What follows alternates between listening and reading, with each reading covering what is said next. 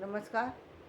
आज का motivational video है जीवन के विकास में आदतों का महत्व। जीवन में आपकी हैबिट कैसी है इसका बहुत बड़ा महत्व है और वो आपके जो काम पर भी प्रभाव डालता है।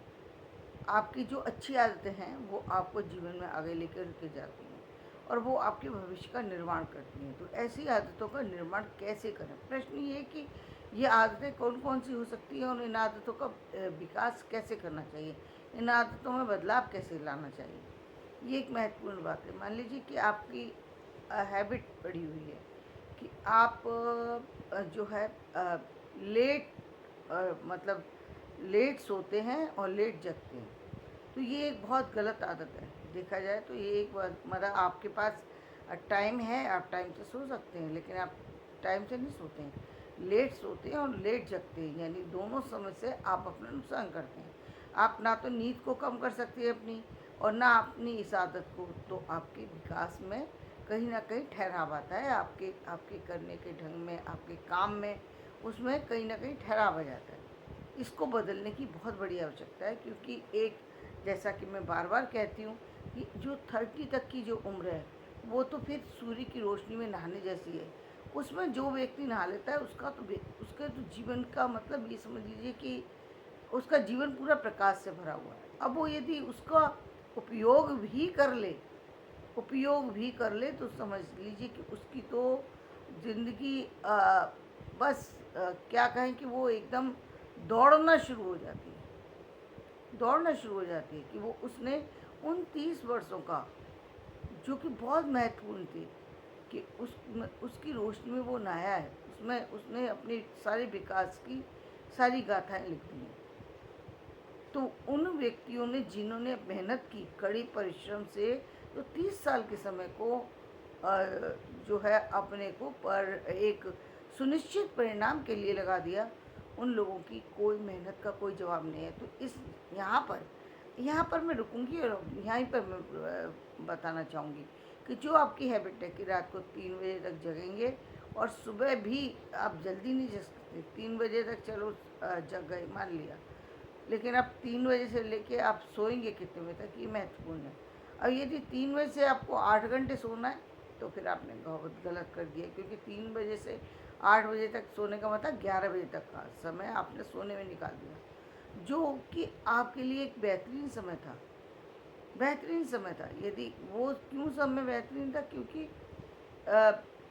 मॉर्निंग में जो व्यक्ति लेट से उठेगा तो लेट से ही उसकी सारी दिनचर्या स्टार्ट होगी। इसका मतलब स्टार्टिंग जो है उसमें 3 घंटे कम से कम उठने के बाद, यदि वो व्यक्ति, कोई भी व्यक्ति यदि उठने के बाद अपने सजने संवरने में लग जाता है तो उसको मिनिमम 3 से 4 घंटे मतलब लगाने हैं।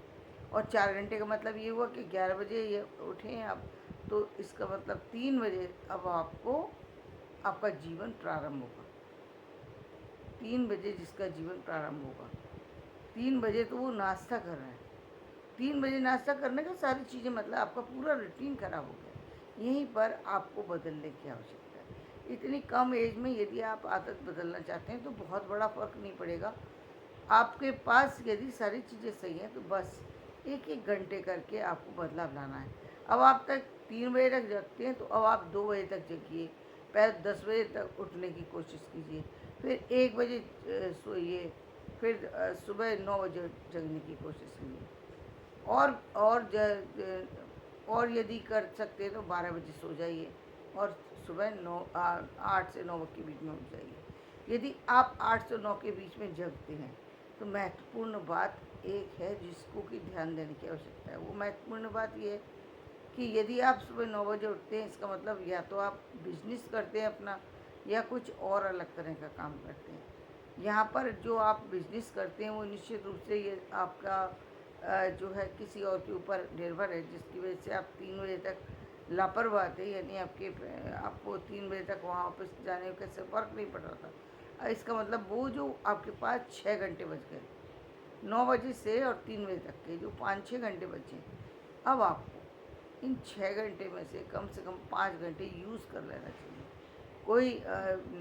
अब ये ज़रूरी नहीं है कि आप 3 घंटे बाथरूम में ख़राब कर रहे हैं। 3 घंटे वहाँ से आपको 2 घंटे का समय बचाना है और आपको अपने काम पर लगाना है। अपने काम में अब अपने जीवन में बदलाव लाना है, क्योंकि जीवन के ये जो मैंने कहा 30 साल का उम्र का जो समय है वो तो बहुत ही अच्छा है। यदि 30 के बाद का भी समय और आप बदलना चाहते हैं तो थोड़ा सा टाइम ज़्यादा लगेगा, लेकिन आप वहाँ भी बदलने में सक्षम हो जाएंगे। हाँ, दिक्कत कहाँ आएगी? जब आपकी 60 साल की एज क्रॉस कर गई, अब आप बदलना चाहते हैं, तब बहुत बड़ी दिक्कत है, क्योंकि ना आपकी बॉडी साथ दे रही है उस समय। आप फिजिकली डिस्टर्ब हो चुकी है ना। अब आप अपनी आदतों को डिस्टर्ब करना चाहेंगे, चेंज करना चाहेंगे, तो चेंज तो आ जाएगा। चेंज ना आए ऐसा नहीं है कि चेंज नहीं आएगा, लेकिन उसको करने में ही आपका 10 साल का समय चला गया, तो 60 का मतलब 70 हो गया। आपकी एज निकल गई, वो सारी अपॉर्चुनिटी निकल गई जो आपके पास थी। तो यानी आपने अपने अपने जीवन का एक बहुत बड़ा नुकसान कर लिया। तो वो एक बहुत बड़ी नुकसान का खामियाजा कौन उठाता है? वो व्यक्ति को विशेष, जो विशेष था। ईश्वर ने सब कुछ, सारी चीज़ें दे के भेजी, लेकिन उस समय अपनी उन गलत आदतों पर ध्यान नहीं दिया। दूसरी बात, यदि हो सकता है, यदि संभव है तो अपने उन तथाकथित मित्रों से जिनकी वजह से आपका कोई बहुत बड़ा प्रोजेक्ट सफ़र कर रहा है, उनसे थोड़ी सी दूरी बना। कई बार ऐसा होता है कि जब किसी आपने ऐसे मित्र को अपने प्रोजेक्ट के बारे में बता दिया, जो कि आपको लगता है कि वो आपका मित्र बहुत आपका साथ देता है, लेकिन सच्चाई ये है कि उसको बहुत ईर्ष्या होती है आपसे। वो एक तो उसकी बुरी नज़र लगी हुई है उसके ऊपर से आपने उसको बता भी दिया। अब वो आपके काम को उस समय ज़रूर, जब आप काम करने बैठेंगे तब वो आ जाएगा और कहेगा कि चलो हम यहाँ से, चलो बाहर चलते हैं, घूम के आते हैं। ये मतलब आपको दूसरी तरफ आपके ध्यान को डाइवर्ट करने का कोशिश करेगा। ऐसे मित्रों से, ऐसे क्या, मैं तो कहूँगी कि सभी से अपने जो प्रोजेक्ट बना रहे हैं उस प्रोजेक्ट को अपने तक रखें। ज़रूरत नहीं है हर किसी को आप अपने प्रोजेक्ट के बारे में डिस्कस कर रहे हैं, क्योंकि प्रोजेक्ट उस पर जब बुरी नज़र लग जाती है तो काम बहुत बहुत समय ले लेता है, काम रुक जाता है, चलते हुए काम बिगड़ जाते हैं। और जीवन में भाग्य से समय मिला करता है, भाग्य से चीज़ें मिला करती, तो यहाँ आदत को सुधारने की ज़रूरत है। इसके अलावा आपको कोई ऐसी गलत आदत डाल सकता है जिससे आपकी फिजिकली, मेंटली और आपकी हेल्थ इशू आ सकता है, या आपकी फैमिली डिस्टर्ब हो सकती है। उन आदतों से भी बचना चाहिए।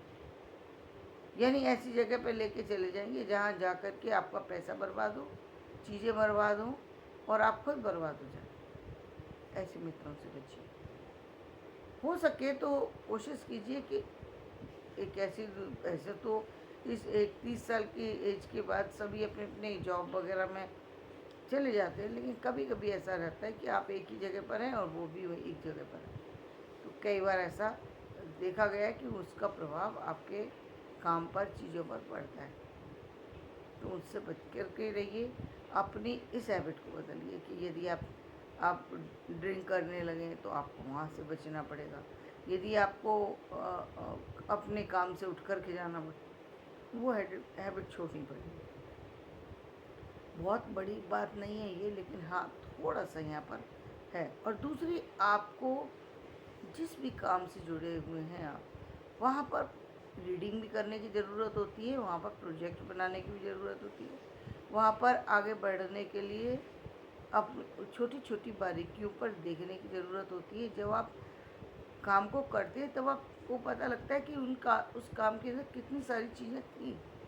डेप्थ में जाते हैं, होता क्या है कि हमारे पास उतना टाइम नहीं होता कि हम उतनी डेप्थ में जाकर किसी काम को कर सकें। एक उम्र के बाद उतना टाइम नहीं बचता। तब आपको दिक्कत ये कि उस टाइम को कट कर देते हैं आप, फिर आप काम करते हैं तो काम पर कहीं ना कहीं उस चीज़ का प्रभाव पड़ने लगता है। आप जो चीज़ बहुत अच्छी बेहतरीन कर सकते थे वो काम उतने बेहतर तरीके से नहीं कर पाते जितने बेहतर तरीके से आपको करना चाहिए था, या आप जानते हैं उसको करना, वो नहीं कर पाते। तो वहाँ पर, और आप इसको बिल्कुल ऐसे मान लीजिए कि ये 6 घंटे का टाइम जो जो आपने रात से कट करके बचाया और सुबह से अपने काम से चुरा करके, यानी एक तरीके से आपने अपने लिए सेव किया है, उन 6 घंटे के लिए आप अपने काम को, अपने आप को पूरी तरह से जो है जोड़ दीजिए और तब आप काम कीजिए। आप देखेंगे कि एक बहुत अच्छा रिजल्ट आपके आने लगा। आपकी जो हेल्थ इश्यू है उसमें भी बदलाव आने लगा, और निश्चित रूप से आता है क्योंकि आपकी अच्छी आदतें पड़ती हैं। जब आप दिन में उठेंगे तो इसका मतलब विटामिन डी आपको मिलने लगा, जो कि मिलता ही नहीं था। आप 12-1 बजे उठेंगे तो आप बाथरूम चले जाएंगे तो आपको विटामिन डी मिलना ही बंद हो गया। आप बॉडी में, आपकी चेहरा अफेक्टेड हो जाएगा, आपकी बॉडी में दर्द होने लगेगा, आपको और तरह की प्रॉब्लम, तो उससे फ़ायदा नहीं है। दूसरे आपको जो काम कर रहे हैं उसमें, जैसे मैंने आपको कहा, तो उसमें आपको यदि आपको उससे संबंधित पुस्तकें पढ़नी है या जो भी चीज़ें बनानी है, एक बार में कोई काम नहीं होता संपन्न, कई बार करना पड़ता है, तब जाकर के कोई काम संपन्न हो पाता है। तो धन्यवाद।